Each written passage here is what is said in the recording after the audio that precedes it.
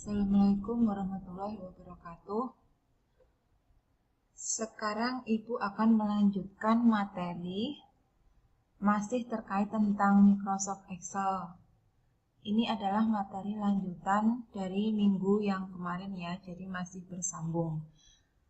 Tapi hari ini saya akan membahas tentang fungsi, mengenal fungsi. Langsung saja. Fungsi adalah formula yang bertujuan untuk menyederhanakan formula sehingga membuat proses perhitungan data menjadi lebih mudah. Nah, untuk materi ini kalian bisa secara lengkapnya bisa membuka di buku paket yang sudah diupload di web Spanly. Nah, berikut beberapa fungsi sederhana yang dapat digunakan pada perhitungan sederhana menggunakan Excel.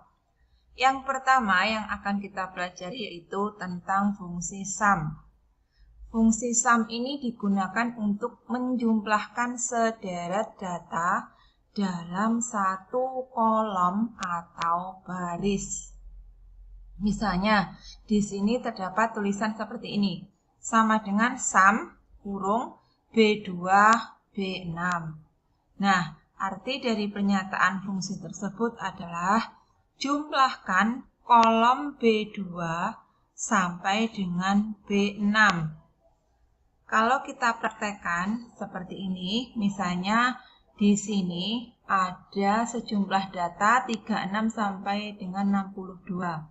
36 ini berada di, lihat nempoknya ya, berada di kolom B baris kedua atau disebut B2. Kemudian 62 ini berada di B6. Nah, fungsi dari sum itu kita klik di sini, arahkan kursor di sini ya, supaya nanti hasilnya bisa tampil di kolom B7. Saya klik di sini, kemudian klik di formula barnya, ketikkan sama dengan sum. Nah, ketika kalian mengetikkan sum, otomatis akan muncul seperti ini. Nah, kalian bisa langsung menekan tombol tab di keyboard. Nah, kemudian ketikkan B2. Kenapa B2? Karena kita akan menghitung angka 36 ini sampai dengan 62. 36 berada di sel B2. Kemudian sampai berapa? Sampai itu menggunakan titik 2, kemudian sampai dengan 62 ini. 62 ini kalau kita klik, dia berada di B6. B6. Kemudian tutup kurung. Baru tekan enter. Nah, otomatis di sini akan muncul hasil 299. Nah, selain cara yang sudah kita coba tadi, kita kan mengkliknya di sini. Ini saya hapus dulu ya. Kemudian kita masukkan sama dengan, tadi kita seperti ini, kita ketikkan sum secara manual. Nah, ini kita bisa menggunakan simbol yang ada di menu bar. Caranya, kita klik di sini, tetap. Kemudian cari auto sum. Ingat, kita berada di tab home. Cari auto sum, dia berada di pojok kanan atas. Kemudian klik tanda panahnya. Klik sum. Nah, di sini akan muncul tanda berkedip seperti ini. Dia menyesuaikan bilangan yang sudah kita ketikkan. Karena kita sudah mengetikkan 36 sampai 62, maka dia mengikutinya. Jadi di sini karena tidak ada data yang lain, maka yang muncul B2 sampai dengan B6. Nah, ini karena sudah betul, maka kita tinggal klik enter di keyboard. Hasilnya sama. Selanjutnya, kita akan membahas tentang fungsi average. Fungsi average digunakan untuk merata-rata sejumlah data dalam satu kolom atau baris. Langsung kita praktekkan di Excel-nya. Nah, saya mempunyai sejumlah data. Datanya sama seperti tadi. Kalau tadi kita menghitung jumlahnya menggunakan fungsi sum, sekarang kita menghitung rata-rata dari sejumlah data yang ada ini. Caranya seperti apa? Sama jika kita ingin menampilkannya di kolom B baris ke-7, di sini kita tinggal menaruh kursor di mana kita ingin menaruh jawabannya. Misalnya saya taruh di sini jawabannya, kemudian saya klik di formula barnya sama dengan kemudian tuliskan average. Nah, di sini otomatis muncul sama dengan sum tadi. Tinggal klik tab di keyboard, kemudian masukkan mana yang mau dihitung. Sama seperti tadi, yaitu B2 sampai dengan B6. Ketikkan B2 sampai dengan B6. Jangan lupa ditutup kurungnya. Nah, kemudian tekan enter. Nah, hasilnya rata-rata dari sekian data ini adalah 60. Nah, caranya ini juga bisa dibuat seperti yang sum tadi. Misalnya, saya hapus dulu. Saya klik di sini, kemudian klik. Nah, kalau tadi sum, kita pilih sekarang average. Karena ini sudah betul B2 sampai dengan B6, maka kita tinggal langsung tekan enter. Hasilnya sama, bukan? Selanjutnya kita akan belajar tentang fungsi count.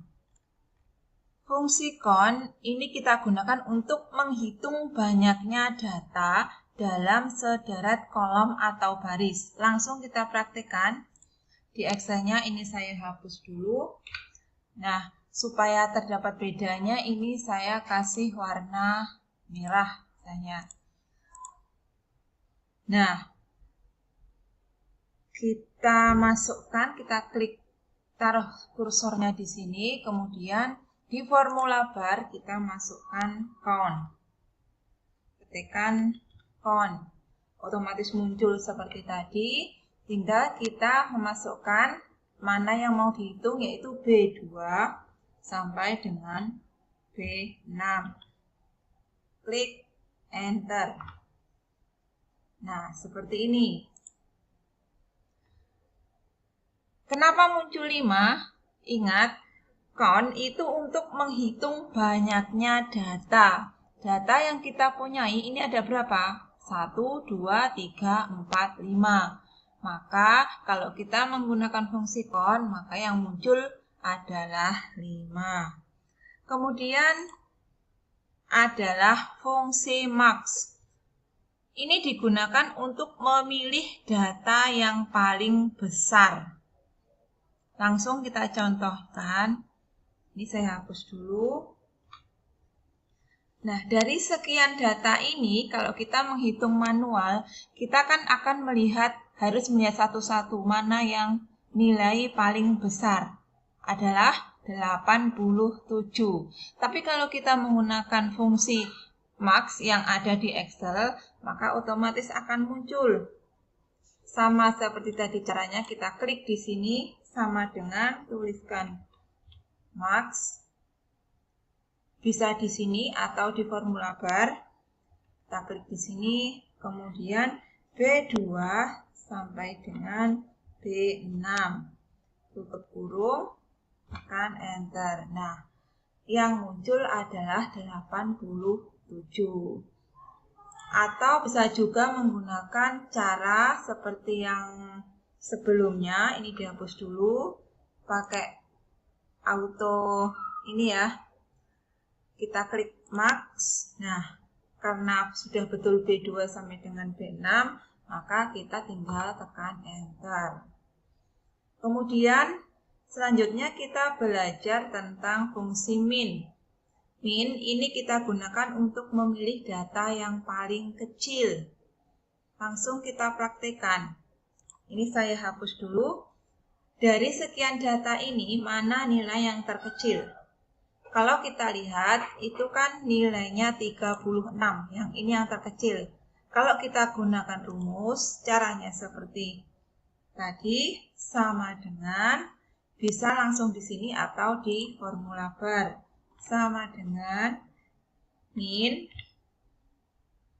tekan tab, kemudian ketikkan B2 sampai dengan B6, tekan enter. Nah, munculnya sudah betul, yaitu 36. Atau bisa juga kita menggunakan di sini, kita klik min, nah kita tekan enter. Selanjutnya adalah fungsi if. Fungsi if ini kita gunakan untuk menyatakan benar dan salah dari suatu data. Nah, misalnya di sini ada contoh sama dengan if B2 lebih dari 50. Kemudian ada tanda petik lulus dan tidak lulus. Nah, arti dari pernyataan di atas seperti ini. Jika nilai data pada kolom B2 itu yang ini, pada kolom B2 lebih dari 50, maka munculkan pernyataan lulus. Jika tidak, sebaliknya jika B2 tidak lebih besar atau sama dengan 50, maka munculkan pernyataan tidak lulus. Nah, ingat di sini untuk HP atau komputer itu terdapat setting yang berbeda. Di sini ada catatan ya. Jika setting komputer Indonesia, maksudnya di setting komputer kita itu berbahasa Indonesia, maka tidak menggunakan tanda koma, melainkan tanda titik koma. Tapi kalau setting di komputer atau HP kita itu berbahasa Inggris, maka menggunakan tanda koma. Jadi berbeda ya, tergantung dari setting komputer atau HP masing-masing. Nah, langsung kita praktekkan saja. Misalnya, tadi ada sejumlah data. Kemudian kita klik di sini ya. Langsung kita ketikkan sama dengan if, buka kurung. Nah, B2 maksudnya data yang ada di B2 ini. B2 lebih dari 50, maka